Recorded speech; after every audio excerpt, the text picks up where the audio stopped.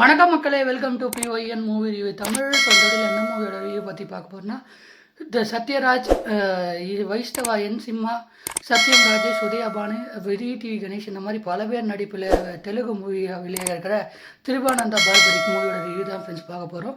இந்த படத்தோட கதையை பற்றி நம்ம சொல்லணும்னா, இந்த படத்தில் நம்ம சத்யராஜ் பெருசா இவர் பார்த்திங்கன்னா ஒரு சைக்கார்டிஸ்டாக இருக்கிறாரு. இவர் பார்த்திங்கன்னா இவருக்கு ஒரு மகன், ஒரு மருமகள், ஒரு பேத்தி, இந்த மாதிரி பார்த்திங்கன்னா ஒரு ஃபேமிலி இருக்காங்க.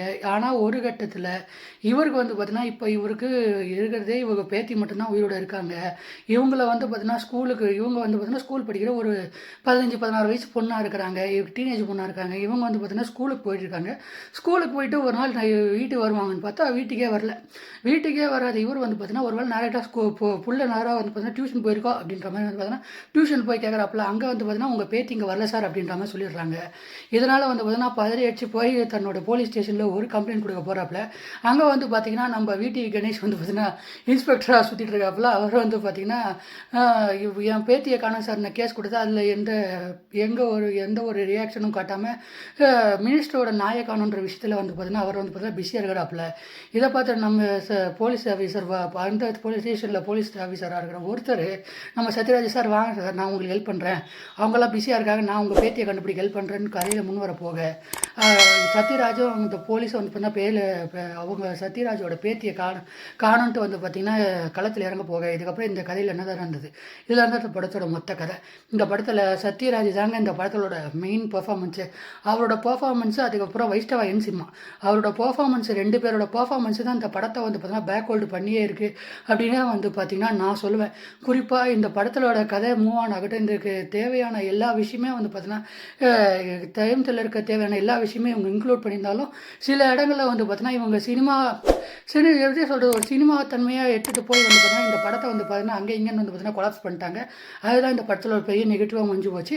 இந்த படத்தில் உதயபானு அவங்களோட கேரக்டர் இருக்கட்டும், அவங்களோட பர்ஃபார்மன்ஸ் ஆகட்டும், 2மே சூப்பர். இதை தவிர்த்து இந்த படத்தில் விடிவி கணேஷும் மொட்டை ராஜேந்திரன் இவங்க 2 பேரும் இந்த படத்தில் இன்க்ளூட் பண்ணியிருக்காங்க. அவங்க கொடுத்த ரோலை அவங்கவுங்க சரியாக செஞ்சுருக்காங்க அப்படின்னு பார்த்திங்கன்னா நான் சொல்லுவேன்.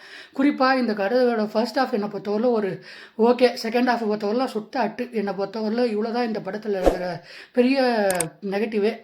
இதை தவிர்த்து இந்த படத்தில் மியூசிக்கை பொறுத்தவரையிலும் நீவாலே அந்த சாங் ஆகட்டும், உஸ்கி தடி அந்த சாங் ஆகட்டும், 2மே பார்த்தீங்கன்னா ரசிக்கும்படியாக இருந்துச்சு அப்படின்னு பார்த்திங்கன்னா நான் சொல்லுவேங்க. இதை தவிர்த்து இந்த படத்தில் அந்த கிளைமேக்ஸ் போர்ஷன்லாம் பார்த்திங்கன்னா என்னை பொறுத்தவரையில் ஓகே ஒரு டீசெண்டான கிளைமேக்ஸ் அப்படின்னே பார்த்திங்கன்னா நான் சொல்லுவேன். மற்றபடி இந்த படத்தோட அந்த கொண்டு போன அந்த விதமாகட்டும், அதே நேரத்தில் பார்பரிக் அப்படின்ற ஒரு கேரக்டருக்கு பார்த்திங்கன்னா அவங்க மிகப்பெரிய ஐபிஎத்து ஃப்ளாஷ்பேக்கெல்லாம் சொல்லியிருக்கிறாங்க போல்.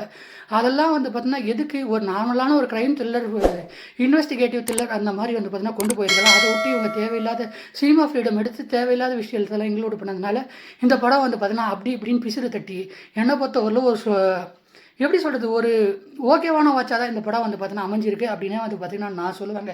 இந்த படத்தில் ரொம்ப நேரம் பார்த்திங்கன்னா நம்ம சீட்டில் நம்ம உட்காந்து படம் பார்க்க ஒரே காரணமும் யார் தெரியுமா?